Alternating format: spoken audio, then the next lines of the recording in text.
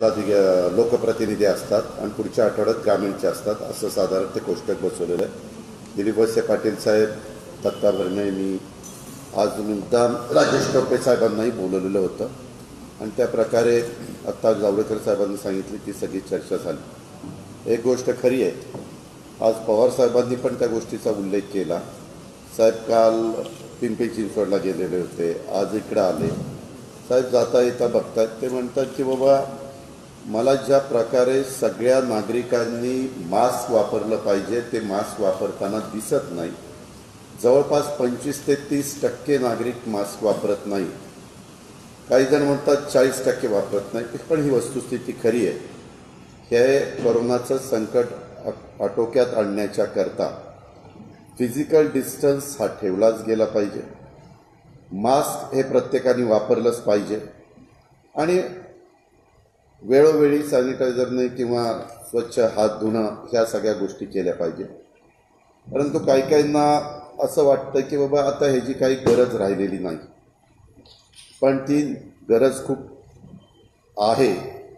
हे पण सर्वांच्या माध्यमातून त्या ठिकाणी लोकांच्यापर्यंत पोचलं गेलं पाहिजे. त्याच्याच करता आज सकाळी 11 वाजल्यापासून जवळपास आत्ता 5 वाजेपर्यंत 3 बैठका त्या ठिकाणी घेण्यात आलेल्या आहेत. हॉस्पिटलच्या संदर्भामध्ये आज काही सूचना आल्या.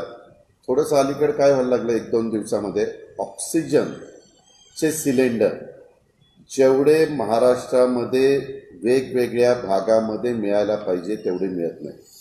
मी आज सकाळी चीफ सेक्रेटरीशी बोललो. राजेश टोपेंनी काल त्याच्याबद्दलची बैठक त्या ठिकाणी घेतली. त्याच्यामध्ये काय होतं आहे, ऑक्सिजन तयार करणारी जी इंडस्ट्री आहे, कारखाने आहेत, त्याच्यामध्ये इंडस्ट्रीच्या करता औद्योगिक कारणाकरता काही ऑक्सिजन तयार केला जातो. तो जवळपास 80-85% असतो आणि 15 त्याच्या पाठीमागच्या काळामध्ये 15% देखील ऑक्सिजन तिथं तयार केलेला आपल्याला असणाऱ्या आजाराच्या करता सफिशियंट होत होता. पण कोरोनाचं संकट आलं आणि त्याच्यातनं त्याला लवकर बाहेर काढण्याच्या करता ऑक्सिजन हे पहिला दिला गेला पाहिजे, अशा प्रकारचं साधारण चित्र त्या ठिकाणी पुढं आलं. आणि राजेश टोपेंनी काल सांगितलं की 50% करा. आज आम्ही जावडेकर साहेबांना पण तीच विनंती केली की हे काही फक्त महाराष्ट्रापुरतं नाही, देशामध्येच हे सगळं शॉर्टेज हळूहळू येईल आणि उद्याच्याला जर संख्या वाढली तर मग ऑक्सिजन मिळालं नाही म्हणून काहीतरी विपरीत घडलं असं कदापि कुणाच्याही बाबतीमध्ये घडता कामा नये. त्याकरता आम्ही केंद्राला पण जावडेकरांच्या मार्फत सांगितलं. ते म्हणाले की मी उद्याच जातोय. आमचं सोमवारपासून त्या ठिकाणी अधिवेशन आहे. उद्याच्याला आम्ही सगळे एकत्र बाकीच्या कामाकरता देखील बसणार आहे. आज CS ला मी त्याची बैठक इंडस्ट्री सेक्रेटरीच्या बरोबर घेऊन त्या सूचना द्यायला सांगितलेल्या होत्या आणि त्याच्यामुळे तेही संकट बऱ्याच अंशी कुठल्याही परिस्थितीमध्ये दूर झालेले असेल अशा प्रकारची खबरदारी आम्ही सगळेजण मिळून घेऊ. ॲम्ब्युलन्सच्या संदर्भामध्ये वेगवेगळ्या प्रकारच्या तक्रारी आल्यामध्ये आपल्यातलेच एक पत्रकार, त्यांना स्वतःचा जीव गमवावा लागला. ती एक अतिशय दुःखद घटना घडली आणि ती घडल्यानंतर मी त्या दिवसापासून आपल्या मीडियाच्या समोर आलो नाही. बाकीचे काही माझे सहकारी त्या ठिकाणी आले, परंतु मी ताबडतोब विभागीय आयुक्त आणि PMC कमिशनरला सूचना दिल्या की त्याच्या संदर्भातली चौकशी झाली पाहिजे आणि ससूनच्या डीनला त्याबद्दल आपण त्यांच्यावरती जबाबदारी टाकलेली आहे की काय नक्की घडलेलं आहे, कशामुळं काय काय गोष्टी घडल्या, त्याच्यात कोण दोषी आहे आणि तो सोमवारी मला अहवाल त्या ठिकाणी येईल असं मी आजच सकाळी आल्या पहिलं ते विचारलं. तर त्यांनी म्हणले की सोमवारपर्यंत आम्ही तो अहवाल देऊ. सोमवारी अहवाल आल्यानंतर त्याच्या संदर्भामध्ये जे कोणी दोषी असेल त्याच्यावर कडक कारवाई त्या ठिकाणी केली जाईल. पण ह्या मगाशी आपण काही सहकाऱ्यांनी जम्बो हॉस्पिटलच्या बद्दल देखील प्रश्न विचारला जावडेकर साहेबांना. त्याच्यात झालं काय, साधारण आत्ता अण्णासाहेब मगर हॉस्पिटलमध्ये, जम्बो हॉस्पिटलमध्ये ज्या काही सुविधा दिल्या गेलेल्या आहेत हे कॉन्ट्रॅक्ट पूर्णपणे ते उभं करायचं आणि तिथं बाकीच्या सुविधा द्यायच्या. तिथे एजन्सी आहे, तिच्याबद्दल इतकी काही तक्रार दिसत नाही. इकडच्या पुण्यामध्ये झालेल्या जम्बो हॉस्पिटलच्या बद्दल तक्रार त्या ठिकाणी दिसते.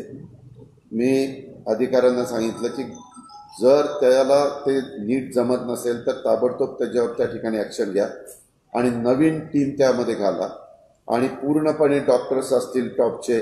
आज आम्ही ही पण निर्णय त्या ठिकाणी घेतला, जे महत्त्वाचे हॉस्पिटल्स आहेत आणि तिथं महत्त्वाचे डॉक्टर्स आहेत त्यांचा पण सल्ला घेणं किंवा तिथं स्क्रीन ठेवणं, आतमध्ये देखील त्याच्यामध्ये एक कॅमेरा ठेवणं आणि बाहेरनं पण त्या नातेवाईकांना स्वतःचा पेशंट काय करतोय, तो व्हेंटिलेटरवर आहे का, तो ऑक्सिजनवर आहे का, तो व्यवस्थित आहे, कसा आहे, काय आहे, तो काय जेवतोय, काय करतोय ते दिसावं. कारण आतमध्ये तर जाता येत नाही, कारण 400-400 300 कोरोनाबाधित पेशंट तिथं असताना कुणी दुसऱ्यांनी जाणं हे पण धोक्याचं आहे. पण प्रत्येकाला वाटतं तुमच्या माझ्या कुणाच्याही घरातलं जर पेशंट आत असेल तर त्याला बाहेर स्क्रीनवर जरी ते दिसलं तर तशा पद्धतीनं ती व्यवस्था करायला त्या ठिकाणी सांगितलेलं आहे आणि माहिती वेळोवेळी देणं. जसं आपण बेडच्या संदर्भामध्ये जिल्ह्यात, पुणे शहरात, पिंपरी चिंचवडमध्ये ससून असतील, खाजगी हॉस्पिटल असतील, महानगरपालिकेचे हॉस्पिटल असतील किंवा सरकारी हॉस्पिटल असतील, तिथं किती बेड शिल्लक आहेत, साधे बेड किती आहेत, ऑक्सिजनचे किती आहेत, व्हेंटिलेटरचे किती आहेत, ह्या पद्धतीचं व्यवस्था केलेली आहे. तशीच अनेक वेगवेगळ्या संघटना असतात, महानगरपालिका आहे, राज्य सरकार आहे, अशा अनेकांच्या ॲम्ब्युलन्स 108 नंबर आपण सरकारने सुरू केलेली ती ॲम्ब्युलन्सची सुविधा आहे. परंतु या सगळ्या ॲम्ब्युलन्स जैन संघटना जी आहे त्यांच्या पण ॲम्ब्युलन्स मोठ्या प्रमाणावर आहे. अशा सगळ्यांच्या ॲम्ब्युलन्सच्या संदर्भातली एकत्र माहिती त्या ठिकाणी मिळाली पाहिजे. ती पण व्यवस्था आपण त्या ठिकाणी करायचं ठरवलेलं आहे. 108 नंबरला तर आत्ता ऑलरेडी फोन केल्यानंतर तिथं माहिती मिळतेच, पण उद्याच्या सोमवारच्या अधिवेशनामध्ये सार्वजनिक आरोग्य विभागाला, कारण आमचं अधिवेशन झालं मार्च एंडला आणि बजेट अधिवेशन, त्याच्यानंतर अधिवेशनच आपण घेऊ शकलो नाही ह्या सगळ्या अडचणींमुळं. आता त्या अधिवेशनामध्ये साधारण मुख्यमंत्र्यांनी, आम्ही आणि मंत्रिमंडळातल्या सगळ्या सहकाऱ्यांनी सार्वजनिक आरोग्य विभाग, वैद्यकीय शिक्षण विभाग, ह्याची काय रिक्वायरमेंट आहे, पोलीस विभाग, ह्या सगळ्या करोनाच्या संकटामध्ये लढत असणारे जे काही विभाग आहेत, इव्हन मदत पुनर्वसन विभाग, यांच्या सगळ्यांच्या रिक्वायरमेंट आम्ही घेतल्या आणि त्याच्यामध्ये पुरवणी मागण्यामध्ये कसा त्याला आणता येतील, कारण अधिवेशन सोमवारी असल्यामुळे त्याच्याबद्दल जास्त बारकाईनं बोलणं उचित दिसणार नाही, तो सभागृहाचा अवमान होईल किंवा हक्कभंग त्या ठिकाणी होईल. पण ह्या वेळोवेळी केलेल्या लोकप्रतिनिधींनी सूचना, मंत्री महोदयांनी मंत्रिमंडळामध्ये केलेल्या सूचना, मुख्यमंत्र्यांना VC घेत असताना आलेला अनुभव, केंद्र सरकारशी ज्यावेळेस ते VCच्या मार्फत प्राईम मिनिस्टर आणि सगळ्यांशी बोलत असताना त्यावेळेस केंद्राने घेतलेले निर्णय, त्यांचे झालेल्या निर्णयाच्या नंतर राज्य सरकारला त्याच्याबद्दल काही बाबतीमध्ये बदल करावे लागत आहेत, त्याच्याबद्दलच्या गोष्टी, या सगळ्याचा अंतर्भाव आम्ही त्याच्यामध्ये करू पाहतोय. आणि सोमवार मंगळवार अधिवेशन आहे, 2 दिवसातच हे सगळं करायचा आमचा सगळ्यांचा प्रयत्न आहे. आता बहुतेकांच्या जे कोणी अधिवेशनामध्ये सहभागी होणार आहेत त्यांनाही सगळ्यांना टेस्टिंग करून घ्यायला सांगितलेलं आहे आणि ज्यांचे टेस्टिंग झालेलं असेल आणि जे निगेटिव्ह असतील त्यांनाच आतमध्ये सोडलं जाणार आहे. अशा पद्धतीनं काळजी घेण्यात आलेली आहे, असं काम चाललेलं आहे.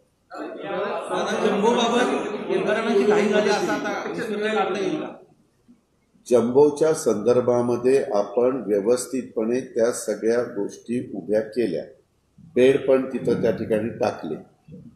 त्याच्यामध्ये साधारण असं वाटलं काहींना की आता आज हॉस्पिटल सुरू झालं तर 800 पर्यंत टप्पा जायला साधारण महिनाभर लागेल. पहिल्यांदा 50-60 लोक काय पेशंट येतील, नंतर 100 येतील, नंतर 200 येतील. परंतु जम्बोला माझ्या माहितीप्रमाणे एकदमच 2-3 दिवसातच 300-400 पर्यंत पेशंटची संख्या एकदम वाढली. आपण पहिल्यांदा सगळं तिथली ती अवस्था कशी होती ते तुम्हालाही सगळ्यांना माहिती आहे.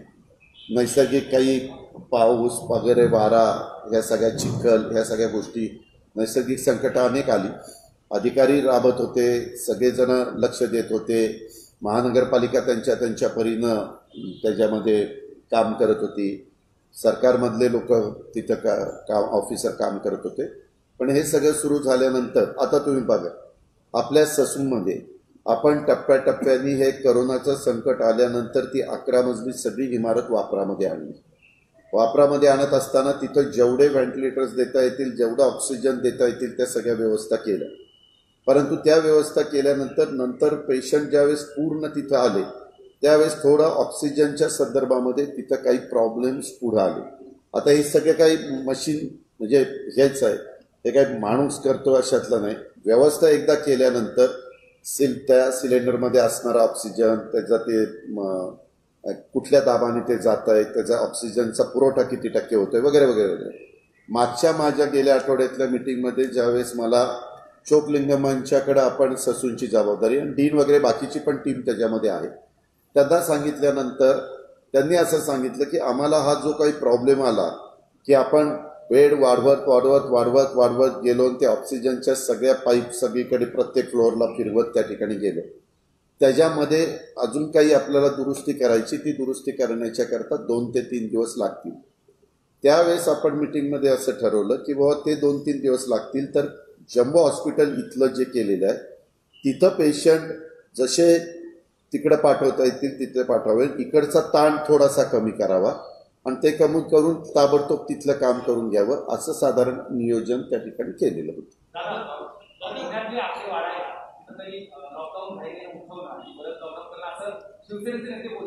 तुम्हाला मी सांगू का,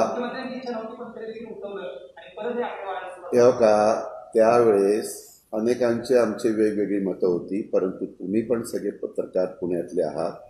पुण्यामध्ये इंडस्ट्री सुरू केली जात नाही, जगामध्ये असं चाललंय, अमुक देशात तसं चाललंय, तमुक देशात तसं चाललंय. हे आता करोनाचं संकट राहणार आहे गृहीत धरूनच आपण वागलं पाहिजे. जोपर्यंत व्हॅक्सिन त्याच्याबद्दल निघत नाही तोपर्यंत हे कमी अधिक प्रमाणात राहणार, असं अनेक जण आपापल्या परीनं आपली मतं तिथं मांडत होते. कदाचित ती मतं योग्य असतील अयोग्य असतील हे काळ ठरवेल. परंतु ते सांगत असताना मुख्यमंत्र्यांचं मत होतं की तुम्ही फार स्टेप बाय स्टेप जावा. मुंबईमध्ये पण त्यांनी स्टेप बाय स्टेपच त्या ठिकाणी उठवलं. मी आपल्याला सांगतो, इथं आता अधिकारी पण सगळे आहेत, आम्ही लोकप्रतिनिधी आहेत. व्यापारी वर्गांनी इतकं मोठ्या प्रमाणावर आमच्याकडं मागणी केली, आम्ही स्वतः म्हणतो उठवा, तुम्ही का उठवत नाही. ज्यावेळेस आपण बाजार थांबवला होता, म्हणजे भाजी मंडई आपली हवेली कृषी उत्पन्न बाजार समिती, त्याही वेळेस प्रेशर आलं, आम्हाला भाज्या मिळत नाही, आम्हाला हे मिळत नाही. काही बाबतीत एवढ्या मोठ्या शहराच्या संदर्भातला निर्णय घेत असताना अनेक मान्यवर आपली मतं त्या ठिकाणी मांडतात आणि त्याच्यातनं ह्या गोष्टी घडतात. त्यावेळेस सुरुवातीला त्या इंडस्ट्री सुरू झाली, काही म्हणलं की आमची रोजीरोटी त्या इंडस्ट्रीवर अवलंबून आहे. आपण उद्योगनगरीमध्ये कारखाने सुरुवातीच्या काळामध्ये सुरू केले आणि मग नंतर हळूहळू ते वाढवलं. तरी देखील अजूनही आपण शाळा कॉलेजेस वगैरे कुठल्याही गोष्टी सुरू केलेल्या नाही. अजूनही आपण मॉलमध्ये देखील खूप बंधनं घातलीत की तुम्ही त्याच्यामध्ये परमिशन आधी घेतली पाहिजे, ऑनलाईन परवानगी घेतल्यानंतरच ते सगळ्या गोष्टी करायच्या. पण थिएटर्स वगैरे ह्या सगळ्या गोष्टी बंदच आहेत. आपण अनेक दिवस एसटी पण बंद ठेवली, रेल्वे पण त्या ठिकाणी बंद आहे. का तर एक लक्षात आलेलं आहे, तुमच्याही लक्षात आलं असेल, जास्तीत जास्त आपण लोकांच्या सहवासामध्ये फिजिकल डिस्टन्स न ठेवता वावरलो तर कुणाला असं काही सांगता येत नाही. आता आमचं अधिवेशन पण घेतलं पाहिजे अशा प्रकारची भूमिका स्वतः विधानसभेच्या अध्यक्ष महोदयांनी घेतली आणि सगळ्यांनी टेस्टला सुरुवात केली आणि काल तेच पॉझिटिव्ह आले. आता मला कळलं की आपल्याही जिल्ह्यामध्ये सुनील टिंगरे पॉझिटिव्ह आहे, वडगाव शिरीचे आमदार, आपले जुन्नरचे आमदार अतुल बेनके पॉझिटिव्ह त्या ठिकाणी आहे. अजून पण काही जण हे करतात, मकरंद पाटील वाईचे आमदार ते पॉझिटिव्ह आहेत, ते पण तिथं आहेत. परवा सुनील केदार मंत्री महोदय, म्हणजे मी आता ही लोकप्रतिनिधींची नावं घेतली. अनेक खासदार, सदाशिवराव लोखंडे, मंडलिक आपले कोल्हापूरचे, नंतर अजून एक कोण खासदार, असे 3-4 त्याच्यामध्ये ह्या गोष्टी झाल्या. आता ते एवढा पसरलंय की ते पसरणं किंवा त्याची ती चेन तोडण्याच्या करता थोडंसं ह्या गोष्टीचीच आज पण सगळ्या दिग्गज नेत्यांनी, पवार साहेबांना बरेच वर्षाचा अनुभव आहे, प्रकाश जावडेकर साहेब आज केंद्र सरकारमध्ये काम करतायत, बाकीचे पार्लमेंटचे सगळे सन्माननीय सदस्य होते, विधिमंडळाचे सगळे सन्माननीय सदस्य होते आणि सगळ्यांच्या बोलण्यात येत आलं. काही 3 महत्त्वाचे डॉक्टर्स हे जे बोलवले होते दिल्लीचे, जे देशाच्या बाबतीतलं बघतात, त्यांनी जावडेकर साहेबांनीच त्यांना बोलून घेतलेलं होतं. ते पण 2 दिवस साधारण आपल्या वेगवेगळ्या भागामध्ये कुठं काय चाललंय त्यांच्या परीनं, त्यांना तर कोणी ओळखत नाही, ते त्यांच्या परीनं फिरत होते आणि त्यांनी पण काही आम्हाला सूचना त्या ठिकाणी केल्या. अशा सगळ्यांच्या सूचनांचं आम्ही व्यवस्थित दखल घेऊन विभागीय आयुक्तांना सक्त सांगितलेलं आहे की रोज 5 वाजता पूर्वी जसे म्हैसकर घेत होते, किंवा दिल्लीला पण बघा पहिले 3-4 महिने रोज, किंवा आमचे राजेश टोपे आरोग्यमंत्री पण सार्वजनिक आरोग्यमंत्री घेत होते. परंतु त्याला थोडासा काय होतंय, लाखाची संख्या झाली तर 1 लाखाच्या पुढे संख्या गेली तर त्याच्यातले 80-85 हजार घरी गेलेले, हे कुठेतरी आलं पाहिजे. त्याच्यातले बाबा 15-1 हजार आता बाधित असतील तर त्याच्यातले 8-1 हजार घरीच आहेत, त्यांनी होम क्वारंटाईन त्या ठिकाणी केलेलं आहे. काही जण खाजगी, सरकारी आणि आमच्या महानगरपालिकेच्या हॉस्पिटलमध्ये असे त्याच्यामधली विभागणी, तर ती विभागणी आल्यानंतर रोज कळल्यानंतर पण ह्याच्यातून काही भीती. आता मगाशी बोलत असताना राजेश टोपे साहेबांनी एक उदाहरण त्यांच्या जालना जिल्ह्यातलं आम्हाला सगळ्यांना सांगितलं. ते म्हणले की त्यांचा एक जवळचा कार्यकर्ता सरपंच आहे आणि त्याला त्यांनी सांगितलं की तू बाबा एकदा हे करून घे, टेस्टिंग करून घे, तर तो टेस्टिंग करायलाच नको म्हणतोय. का? तर त्याला पुढे सरपंच व्हायचंय आणि तो म्हणतोय की मी टेस्टिंग केलं, मला करोना झाला तर मी सरपंचाला उभा राहिलो तर लोक मला निवडूनच देणार नाही. जसं पाठीमागच्या काळामध्ये काही वर्षापूर्वी HIV बद्दल एक असं कुणाला झाला म्हटल्यानंतर त्याला असं वाईटच टाकायचे, तसं अजूनही काही भागामध्ये अरे त्याला करोना झाला म्हणजे इतकं ते वेगळ्या विचार करतात. हे सगळं थांबलं पाहिजे आणि त्याच्यात तुमच्या सगळ्यांचा उपयोग करून घेऊन छोट्या छोट्या क्लिप व्हायरल केल्या पाहिजे की एखाद्याला झाला असेल. आता महापौरांना स्वतःला झाला होता, त्यांनी त्याच्यातनं बाहेर पडले आणि आज काम करतात, तर त्यांची थोडी छोटी क्लिप अशा सर्वसामान्य काही पेशंट लोकांची क्लिप जे पॉझिटिव्ह होते नंतर पूर्णपणे व्यवस्थित होऊन बाहेर पडले, अशा जर हे केल्या तर ही जी काही भीती काहींच्या मनामध्ये बसलेली, किंवा असंही काहींनी सांगितलेलं आहे की ते खाजगी टेस्ट करून घेतात, पॉझिटिव्ह येतात, पण कुणाला असं आज सुनील शेळके आमदार आमचे मावळचे त्यांनी तशा प्रकारचे एक माहिती दिली की लोकांना वाटतं की मी कोरोना पॉझिटिव्ह आहे हे सांगणं हे पण त्यांना कमीपणाचं वाटतं आणि ते लपवून ठेवतात. आणि त्यांनी लपवून ठेवलं की ते ज्यांच्या सहवासात येतात मग ते सगळ्यांना आजार बाधित करत चालतं. अशा सगळ्या गोष्टी आहेत आणि म्हणून ह्या सगळ्याचीच बरेच चर्चा होऊन काही निर्णय घेतले, जसा उल्लेख जावडेकर साहेबांनी केला आणि त्याच्यामध्ये आपलं पण सहकार्य मिळावं शिकून.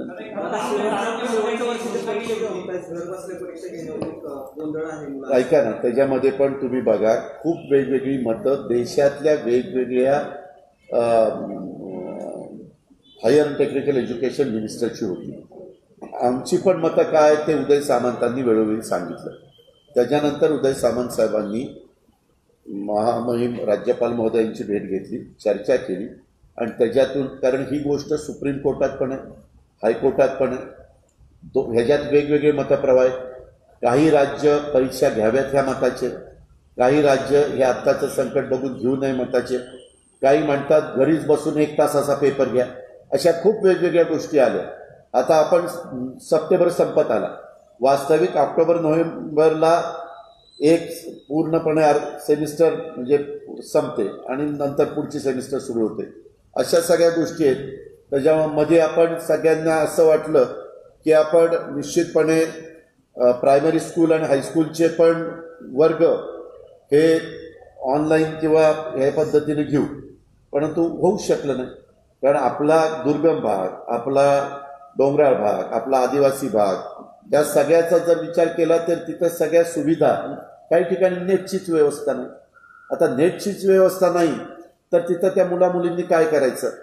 विचार चांगला होता, पण जसं हे आल्यापासून आपण VCवर अनेक बैठका घेतो, देशाचे पंतप्रधान देश चालवत आहेत, राज्याचे मुख्यमंत्री वेगवेगळी आपापली राज्य चालवत आहेत, अधिकारी आपापल्या परीनं काम करतायत, मंत्रिमंडळातले पण सहकारी काम करतायत, हे चाललेलं आहे.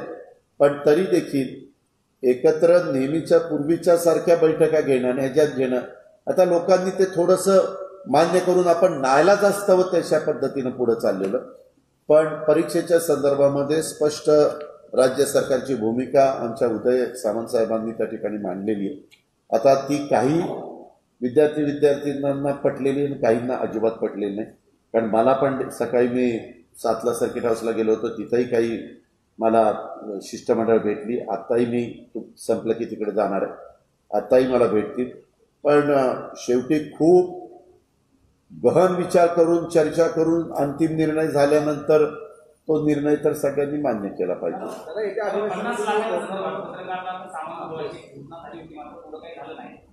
कुणी घोषणा केली होती? नाही, घोषणा कुणी केली होती?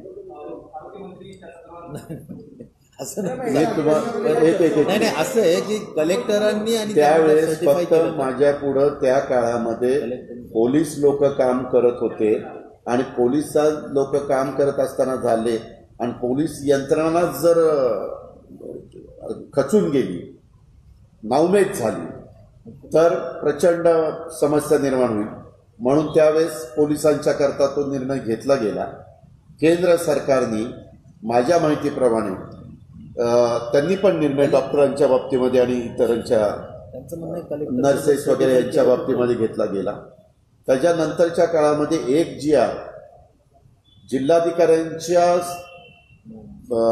लेवलची व्यक्ती, त्यांनी जर सांगितलं की बाबा ही व्यक्ती कोरोनाच्या वेळेस काम करत असताना त्याच्यातनं कोरोना होऊन बाधित होऊन त्या ठिकाणी गेली, असं झालं तर त्याच्याबद्दलचा विचार करावा. कारण आता तुम्ही जशी मागणी करता तो तुमचा अधिकार आहे, तसं तलाठी पण मागणी करतायत, कोतवाल पण मागणी करतायत, अनेक वेगवेगळे घटक त्याच्यामध्ये त्या ठिकाणी मागणी करतायत. ही वस्तुस्थिती त्या ठिकाणी खरी आहे. पण माझ्या माहितीप्रमाणे केंद्राने कुठला निर्णय घेतला तर केंद्र सरकारच्या GR मधनं व्यवस्थितपणे कळेल. आपण मात्र राज्याच्या संदर्भातला निर्णय, पोलिसांच्या संदर्भातला निर्णय त्या ठिकाणी घेतलेला होता. नंतर पोलिसांच्या बरोबर इतर पण वेगवेगळे विभाग होते, त्यांनी पण मागण्या केल्या. इव्हन माथाडी कामगार ते म्हणले की बाबा आम्ही कोरोनाच्या काळामध्ये आलेला भाजीपाला उतरवतोय, भरतोय, आलेली साखर उतरवतोय, आलेला तांदूळ, गहू, डाळ जे काही मध्ये आपण 5-5 किलो प्रत्येकाला मोफत वाटत होतो ते सगळं करतोय. रॅक येत होत्या, रेल्वे रॅक, आणि त्याच्यातनं उतरलं जात होतं, भरलं जात होतं. असं वेगवेगळ्यांचं ते आहे. तशा पद्धतीनं चर्चा झाली, परंतु त्याच्याबद्दलचा निर्णय पुढे कुठले झालेत असं मला वाटत नाही. परंतु आपण आता मंत्रिमंडळात आम्ही 4घही आहे, त्या संदर्भामध्ये आम्ही ज्यावेळेस मंत्रिमंडळामध्ये बसू त्यावेळेस ही आग्रही मागणी आजच्या पत्रकार परिषदेच्या निमित्तानं पत्रकार मित्रांनी पुढे आणली असं मी सांगेन. काय बुलढाण्यात तुम्ही बोलला होता, बुलढाण्यामध्ये पत्रकारांना 50 लाखाचं कवच असणार आहे, बोललेलं त्या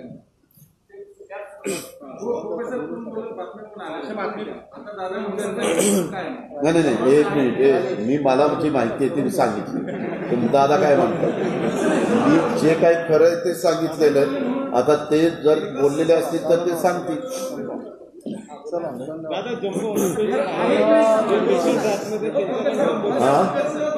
जम्बो हॉस्पिटलमध्ये जे रुग्ण आहेत त्यांच्या परिवाराकडनं डॉक्टर मोठ्या प्रमाणात पैसे मागतात. नाही, तुम्ही सांगितलेली सूचनेची मी गंभीरतेने दखल घेतो. आयुक्त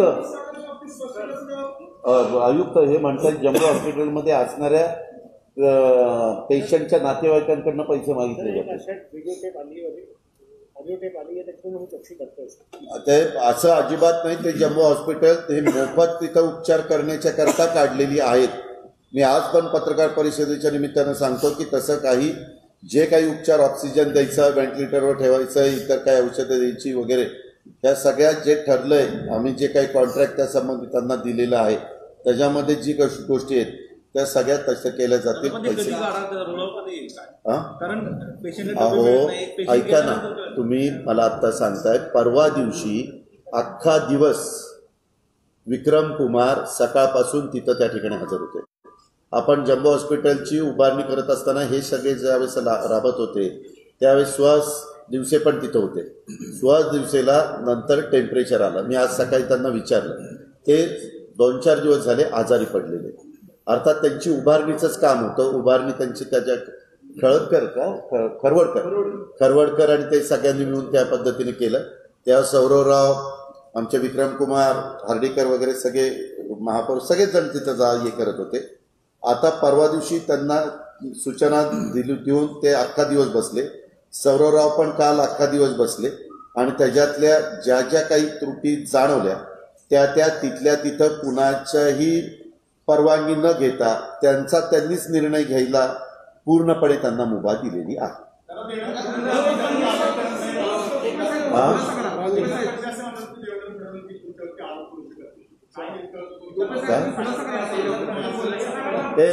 आता करोनाचं संकट आहे, तुम्ही कुठले विषय काढता, काय करता?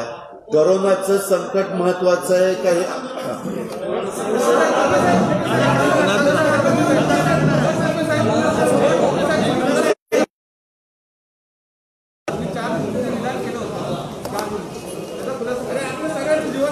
काय सांगा हे बघा, सन्माननीय आता काल जे काही दुःखद घटना घडली त्या अनुषंगाने एकनाथ शिंदेजी, मी मुख्यमंत्र्यांच्याही हे कानावर घातलं आहे. वास्तविक जो सेंट्रल गव्हर्नमेंटचा एक जो GR आहे तो पण असा एक थोडा कन्फ्युजिंग आहे, ज्याच्या अनुषंगाने हे केलं आहे की कलेक्टरनी आणि डायरेक्टर हेल्थनी जर दोघांनी पण सर्टिफाय केलं की एखादा व्यक्ती असा तो कोरोनाच्या काम करताना बाधित झाला आणि दुर्दैवाने मृत्यू झाला तर आपल्याला त्यांना मदत करता येऊ शकते. तर कोविड-19च्या कामामध्ये मदत करणाऱ्या कोणताही व्यक्ती असा तो अर्थ लावला गेलेला आहे. पण काही जरी झालं तर कालच्या घटनेमुळे माननीय मुख्यमंत्री महोदयांना एकनाथ शिंदे साहेब आणि मी आम्ही दोघेही बोललेलो आहोत. येणाऱ्या कॅबिनेटमध्ये आपण हा विषय सकारात्मक दृष्टिकोनातून स्पेसिफिक म्हणजे जे काही पत्रकार बांधव आहेत त्याच्यासाठी हा विषय नक्कीच आम्ही आग्रही भूमिका मांडू. आत्तासुद्धा जे बोललेत दादा ते फायनान्स मिनिस्टर आहेत, ते सुद्धा बोललेले, ते सकारात्मकच बोलले. आणि कुठल्याही परिस्थितीत पत्रकार बांधवांविषयी आम्हाला पूर्ण सहानुभूती आहे.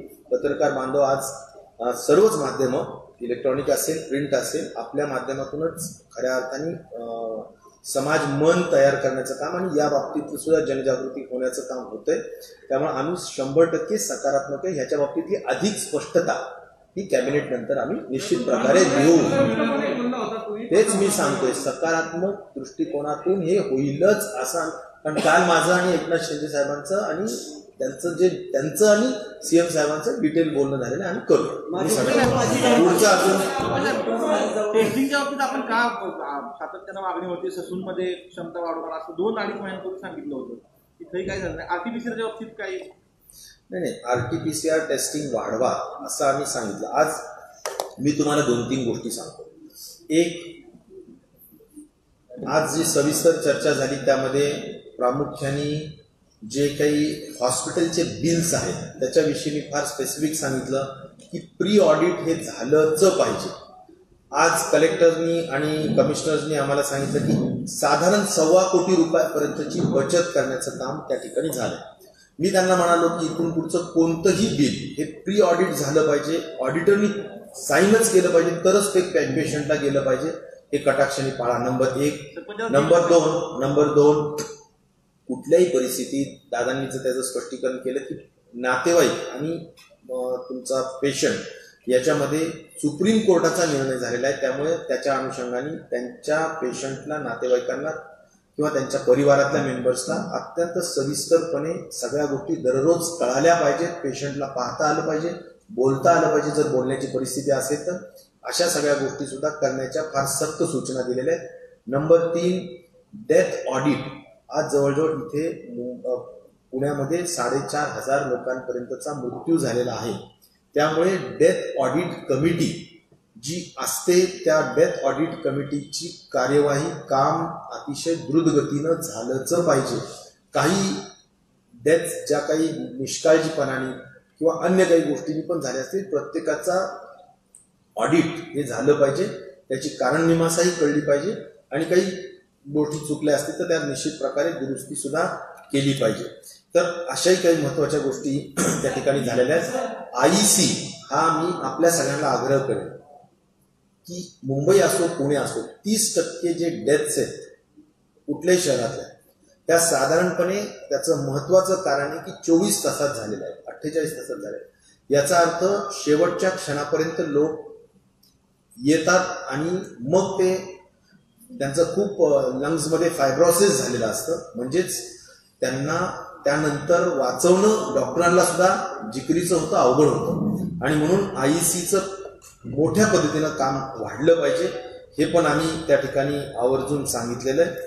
त्यामुळं अशा काही आता महत्वाच्या गोष्टी आहेत की ज्याच्यात आम्ही म्हणजे सगळ्या लोकप्रतिनिधींनी सुद्धा खास करून डॉक्टर्सच्या संदर्भात आम्ही आता जवळजवळ 2000 PGचे स्टुडंट्स आहेत जे आता परीक्षा देत आहेत या मिनिटाला, ते परीक्षा दिल्या आम्ही त्यांचं पूर्ण डिप्लॉयमेंट त्यांचं सगळ्यांचं कोविडच्या कार्यासाठी करणार आहोत. हा पण एक निर्णय आम्ही या ठिकाणी म्हणजे बऱ्याच ठिकाणी व्हेंटिलेटर्स आहेत तर डॉक्टर्स नाहीत अशी जी काही म्हणण्याची व्यवस्था होती किंवा परिस्थिती होती, तर त्याच्यावर हाही विषय आम्ही त्या ठिकाणी निर्णय निश्चित प्रकारे घेत आहोत. त्यामुळे एक आहे की राज्य शासनाची जी भरती आहे ती प्रक्रिया सुद्धा जोरात आहे, आम्ही लवकरच करतो आहोत. कलेक्टर आणि डेप्युटी डायरेक्टर हेल्थ यांच्या माध्यमातून सुद्धा सगळ्या रिक्त जागा कॉन्ट्रॅक्च्युअल पद्धतीनं भरण्याची सुद्धा व्यवस्था आम्ही निश्चित प्रकारे करतो.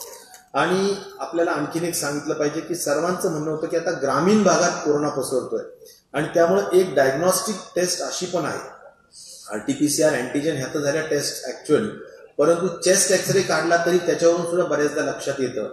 आणि म्हणून प्रत्येक ग्रामीण रुग्णालयामध्ये महाराष्ट्रातल्या आपण एक्सरेची एक व्यवस्था करून, म्हणजे तिथे आहेच एक्सरेची परंतु तिथे रेडिओलॉजिस्ट नसतात आणि म्हणून तो एक्सरे तपासून त्याच्याबद्दलचं मत व्यक्त करणं हा जो महत्वाचं काम रेडिओलॉजिस्ट करतात, तर ते आता तंत्रज्ञानाच्या माध्यमातून त्यांचा एक्सरे काढल्या जर त्यांना निमोनियाचे पॅचेस असतील तर तो एक्सरे रिअल टाइममध्ये म्हणजे काढल्या इमिजिएटली तो ट्रान्समिट होईल पुण्यामध्येच एका कॉल सेंटरला, आणि त्या कॉल सेंटरच्या माध्यमातून तिथे असलेले जे रेडिओलॉजिस्ट आहेत ते रिअल टाइममध्ये बघून लगेच सांगतील की हो यांना असा पॅचेस आहेत, यांचे एवढा लंगचा भाग इन्व्हॉल्ड आहे आणि त्यामुळे त्यांना ताबडतोबीनं दवाखान्यात ऍडमिट करा.